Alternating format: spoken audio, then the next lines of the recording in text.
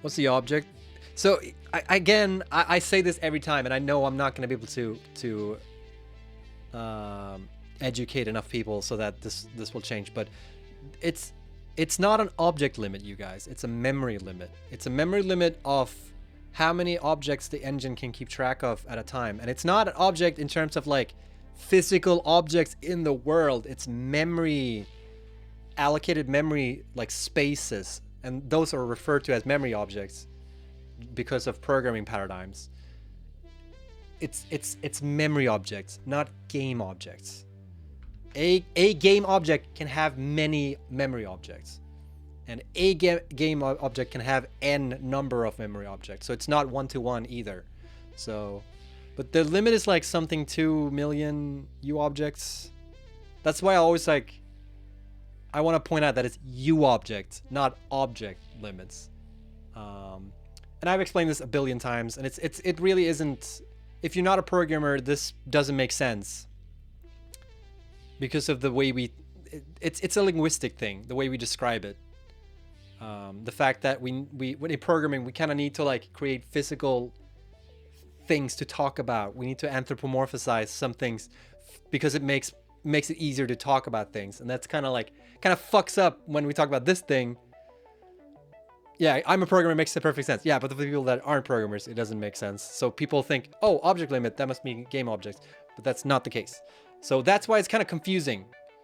Because we can't change the U object limit. We can't optimize for it. So potentially you could, if you build like X amount of objects and it crashes the game and you hit that limit, we could optimize it so that you could potentially load that game again without changing the limit. Yeah, it's an engine limit. And another thing to point out as well, it's an engine limit, but you can technically increase it if you go to the config files, but we don't recommend that because we don't know what happens if you do. You can get very weird memory issues when you play the game, and it can be as bad as it corrupts your save file. And it, in fact, has happened for people, so we know it can happen. That's why we don't recommend it. If you have built a base that's so big that you hit that limit, then what you can do is back up your save file, then go into the config files and change it. But be aware that that may cause issues down the line. And if we do optimize the game further down the line, where the limit is better, the config files will not get overridden. So your manual change of the config files will still persist, and you could potentially be playing a version of the game where we've fixed most of those issues and you get a corrupt save file. And that sucks. So that's why we're really clear about the fact that there is a way for you, but we don't recommend it because it could cause issues. So you're 100% on your own if you do that. But we are not stopping you. You're free to do whatever you want there. But just know that this is a complicated problem. So really read up on it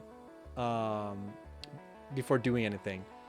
And read up on it means listen to us. Don't listen to community because this is like super construed what people think the problem is and what the solution is and yada yada yada, how it works. Like there are, I think we've put out some video about it somewhere around where you can quote that, or maybe we should make a video about it or something. I don't know. It's kind of scary also because we don't want you guys to like build in a certain way that like is optimized, because that's not fun. It's on us to make the game fit your play needs, you know? It shouldn't be the other way around. Maybe it's the other way around for now because we're still optimizing the game and the game isn't done, and if you want to like keep playing, that maybe you need to, but it shouldn't be on you guys. It should be on us to fix those kind of things. All right. Whew. I always get so fucking flustered when I talk about this shit, but it's just like it's a little bit frustrating for me because it's so misconstrued in community. People talk about it in one way, but it doesn't work that way, and it's just really hard to get that information out because it's a complicated subject, and there's no like easy way to explain it, I think. So I can only keep trying, but I'm also okay with it. The fact that like this is the way you get as a community manager. Like you never reach everyone. There's always going to be misconceptions about everything. So, but yeah, I'll keep explaining it as many times as I need to, for as long as that problem exists. I don't mind it. We just gotta keep doing our best, you know.